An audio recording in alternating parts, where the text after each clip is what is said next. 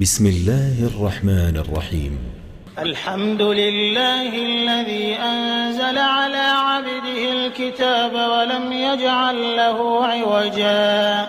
قيما لينذر بأسا شديدا من لدنه ويبشر المؤمنين الذين يعملون الصالحات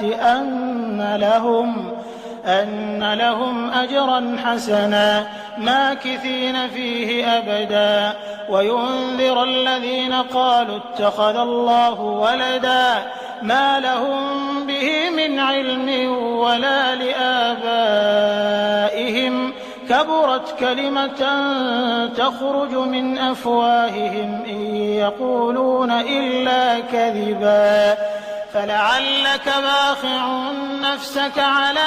آثارهم إن لم يؤمنوا بهذا الحديث أسفا إنا جعلنا ما على الأرض زينة لها لنبلوهم أيهم أحسن عملا وإنا لجاعلون ما عليها صعيدا جرزا أم حسبت أن أصحاب الكهف والرقيم كانوا من آياتنا عجبا إذ أوى الفتية إلى الكهف فقالوا ربنا آتنا من لدنك رحمة وهيئ لنا من أمرنا رشدا فضربنا على آذانهم في الكهف سنين عددا ثم بعثناهم لنعلم أي الحزبين أحصى لما لبثوا أمدا نحن نقص عليك نبأهم بالحق إنهم فتية آمنوا بربهم وزدناهم هدى وربطنا على قلوبهم إذ قاموا فقالوا ربنا رب السماوات والأرض لن ندعو من دونه إلها لقد قلنا إذا شططا هؤلاء قومنا اتخذوا من دونه آلهة لولا يأتون عليهم بسلطان بين فمن أظلم ممن افترى على الله كذبا وإذ اعتزلتموهم وما يعبدون إلا الله فأووا إلى الكهف ينشر لكم ربكم من رحمته ويهيئ لكم من أمركم مرفقا وترى الشمس إذا طلعت تزاور عن كهفهم ذات اليمين وإذا غربت تقرضهم ذات الشمال وهم في فجوة منه ذلك من آيات الله من يهد الله فهو المهتد ومن يضلل فلن تجد له وليا مرشدا وتحسبهم أيقاظا وهم رقود ونقلبهم ذات اليمين وذات الشمال وكلبهم باسط ذراعيه بالوصيد لو اطلعت عليهم لوليت منهم فرارا ولملئت منهم رعبا وكذلك بعثناهم ليتساءلوا بينهم قال قائل منهم كم لبثتم قالوا لبثنا يوما أو بعض يوم قالوا ربكم أعلم بما لبثتم فابعثوا أحدكم بورقكم هذه إلى المدينة فلينظر أيها أزكى طعاما فليأتكم برزق منه وليتلطف ولا يشعرن بكم أحدا إنهم إن يظهروا عليكم يرجموكم أو يعيدوكم في ملتهم ولن تفلحوا إذا أبدا وكذلك أعثرنا عليهم ليعلموا أن وعد الله حق وأن الساعة لا ريب فيها إذ يتنازعون بينهم أمرهم فقالوا ابنوا عليهم بنيانا ربهم أعلم بهم قال الذين غلبوا على أمرهم أمرهم لنتخذن عليهم مسجدا سيقولون 3 رابعهم كلبهم ويقولون 5 سادسهم كلبهم رجما بالغيب ويقولون 7 وثامنهم كلبهم قل ربي أعلم بعدتهم ما يعلمهم إلا قليل فلا تمار فيهم إلا مراء ظاهرا ولا تستفت فيهم منهم أحدا ولا تقولن لشيء إني فاعل ذلك غدا إلا أن يشاء الله واذكر ربك إذا نسيت وقل عسى أن يهديني ربي لأقرب من هذا رشدا ولبثوا في كهفهم 300 سنين وازدادوا 9 قل الله أعلم بما لبثوا له غيب السماوات والأرض أبصر به وأسمع ما لهم من دونه من ولي ولا يشرك في حكمه أحدا واتل ما أوحي إليك من كتاب ربك لا مبدل لكلماته ولن تجد من دونه ملتحدا واصبر نفسك مع الذين يدعون ربهم بالغداة والعشي يريدون وجهه ولا تعد عيناك عنهم تريد زينة الحياة الدنيا ولا تطع من أغفلنا قلبه عن ذكرنا واتبع هواه وكان أمره فرطا وقل الحق من ربكم فمن شاء فليؤمن ومن شاء فليكفر إنا أعتدنا للظالمين نارا أحاط بهم سرادقها وإن يستغيثوا يغاثوا بماء كالمهل يشوي الوجوه بئس الشراب وساءت مرتفقا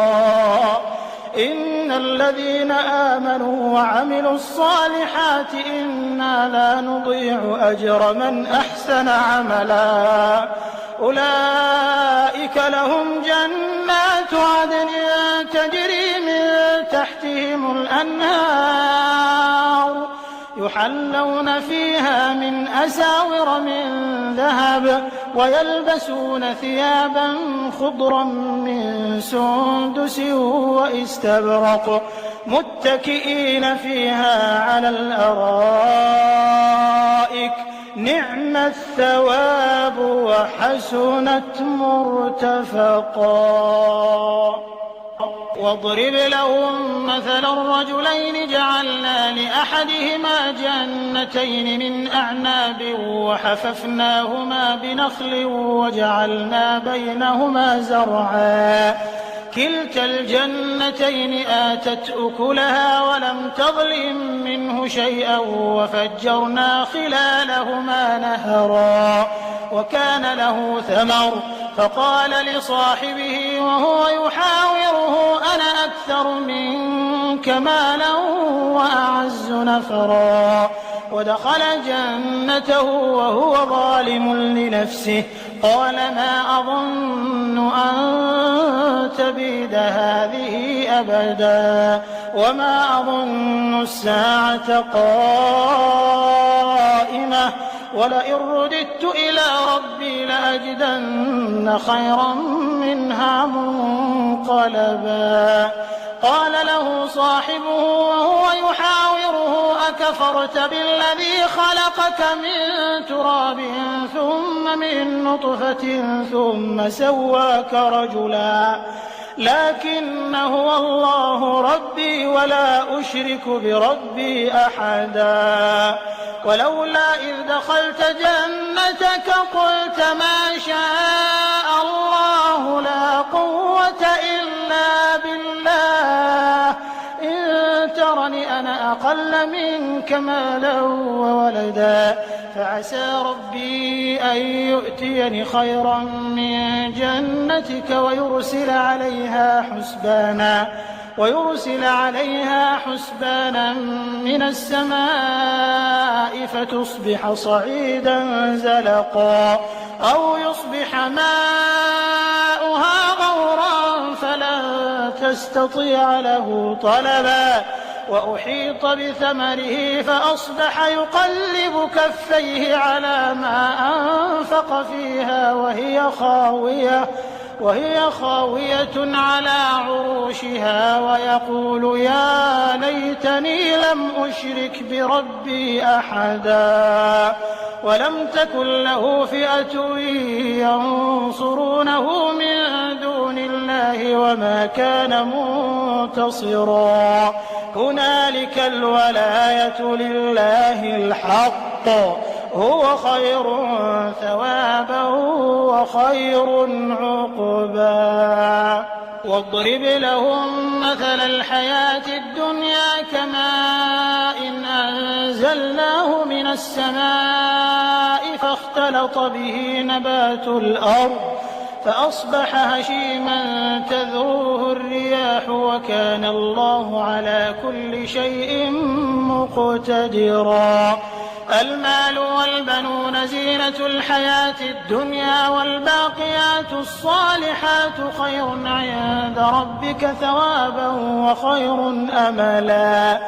ويوم نسير الجبال وترى الأرض بارزة وحشرناهم فلم نغادر منهم أحدا وعرضوا على ربك صفا لقد جئتمونا كما خلقناكم أول مرة بل زعمتم أن لن نجعل لكم موعدا ووضع الكتاب فترى المجرمين مشفقين مما فيه ويقولون يا ويلتنا ما لهذا الكتاب لا يغادر صغيرة ولا كبيرة إلا أحصاها ووجدوا ما عملوا حاضرا ولا يظلم ربك أحدا وإذ قلنا للملائكة اسجدوا لآدم فسجدوا إلا إبليس كان من الجن ففسق عن أمر ربه أفتتخذونه وذريته أولياء من دوني وهم لكم عدو بئس للظالمين بدلا ما أشهدتهم خلق السماوات والأرض ولا خلق أنفسهم وما كنت متخذ المضلين عضدا ويوم يقول نادوا شركائي الذين زعمتم فدعوهم فلم يستجيبوا لهم وجعلنا بينهم موبقا ورأى المجرمون النار فظنوا أنهم مواقعوها ولم يجدوا عنها مصرفا ولقد صرفنا في هذا القرآن للناس من كل مثل وكان الإنسان أكثر شيء جدلا وما منع الناس أن يؤمنوا إذ جاءهم الهدى ويستغفروا ربهم إلا أن تأتيهم سنة الأولين أو يأتيهم العذاب قبلا وما نرسل المرسلين إلا مبشرين ومنذرين ويجادل الذين كفروا بالباطل ليدحضوا به الحق واتخذوا آياتي وما أنذروا هزوا ومن أظلم ممن ذكر بآيات ربه فأعرض عنها ونسي ما قدمت يداه إنا جعلنا على قلوبهم أكنة أن يفقهوه وفي آذانهم وقرا وإن تدعهم إلى الهدى فلن يهتدوا إذا أبدا وربك الغفور ذو الرحمة وربك الغفور ذو الرحمة لو يؤاخذهم بما كسبوا لعجل لهم العذاب بل لهم موعد لن يجدوا من دونه موئلا وتلك القرى أهلكناهم لما ظلموا وجعلنا لمهلكهم موعدا وإذ قال موسى لفتاه لا أبرح حتى أبلغ مجمع البحرين أو أمضي حقبا فلما بلغا مجمع بينهما نسيا حوتهما فاتخذ سبيله في البحر سربا فلما جاوزا قال لفتاه آتنا غداءنا لقد لقينا من سفرنا هذا نصبا قال أرأيت إذ أوينا إلى الصخرة فإني نسيت الحوت وما أنسانيه إلا الشيطان أن أذكره واتخذ سبيله في البحر عجبا قال ذلك ما كنا نبغ فارتدا على آثارهما قصصا فوجدا عبدا من عبادنا آتيناه رحمة من عندنا وعلمناه من لدنا علما قال له موسى هل أتبعك على أن تعلمني مما علمت رشدا قال إنك لن تستطيع معي صبرا وكيف تصبر على ما لم تحط به خبرا قال ستجدني إن شاء الله صابرا ولا أعصي لك أمرا قال فإن اتبعتني فلا تسألني عن شيء حتى أحدث لك منه ذكرا فانطلقا حتى إذا ركبا في السفينة خرقها قال أخرقتها لتغرق أهلها لقد جئت شيئا إمرا قال ألم أقل إنك لن تستطيع معي صبرا قال لا تؤاخذني بما نسيت ولا ترهقني من أمري عسرا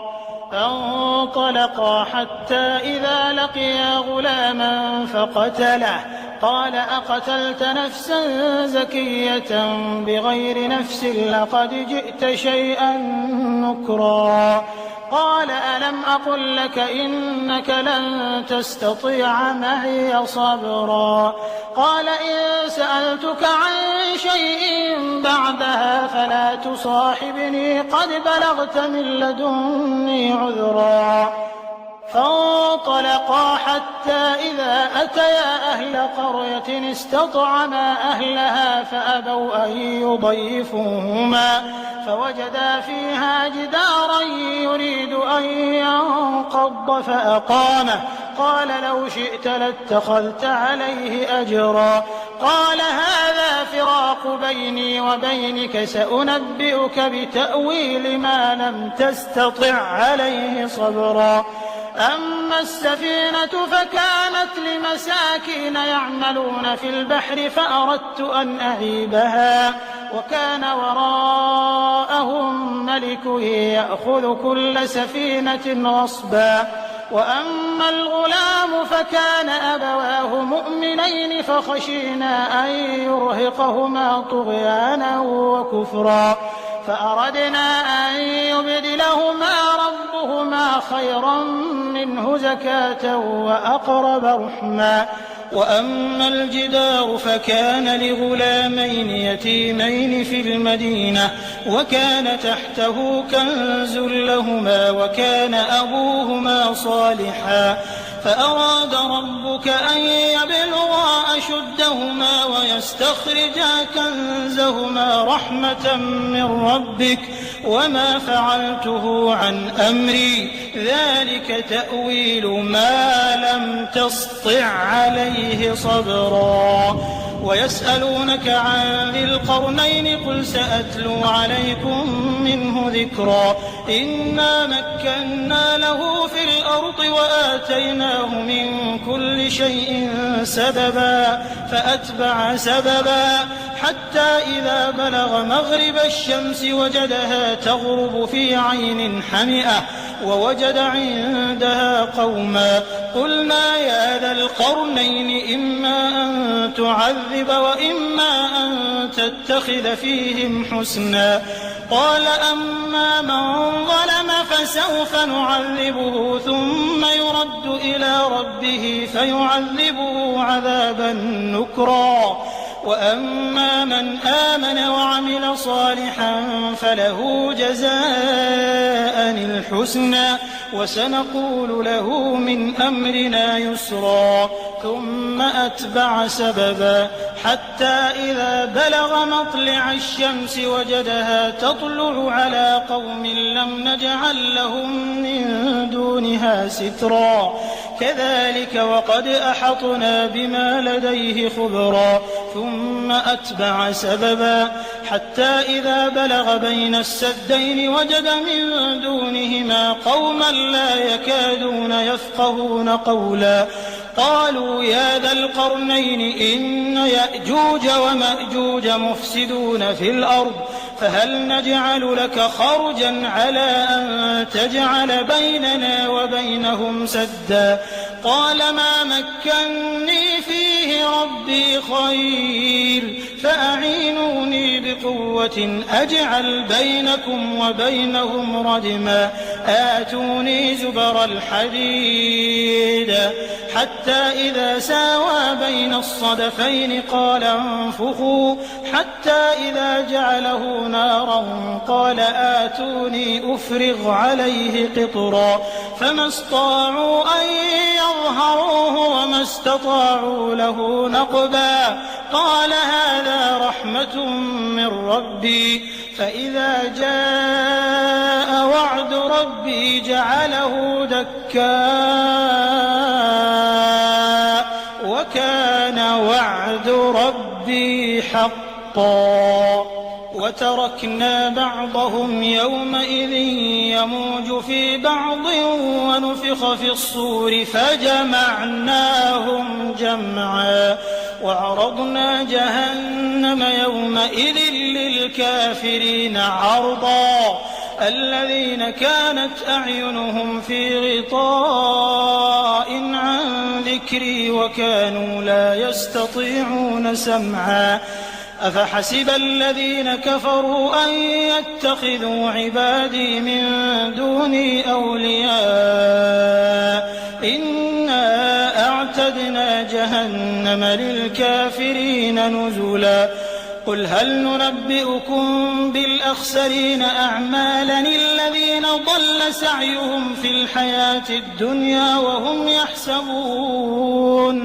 وهم يحسبون أنهم يحسنون صنعا أولئك الذين كفروا بآيات ربهم ولقائه فحبطت أعمالهم فلا نقيم لهم يوم القيامة وزنا ذلك جزاؤهم جهنم بما كفروا واتخذوا آياتي ورسلي هزوا إن الذين آمنوا وعملوا الصالحات كانت لهم جنات الفردوس نزلا خالدين فيها لا يبغون عنها حولا قل لو كان البحر مدادا لكلمات ربي لنفد البحر قبل أن تنفد كلمات ربي ولو جئنا بمثله مددا قل إنما أنا بشر مثلكم يوحى إلي أنما إلهكم إله واحد فمن كان يرجو لقاء ربه فليعمل عملا صالحا ولا يشرك بعبادة ربه أحدا.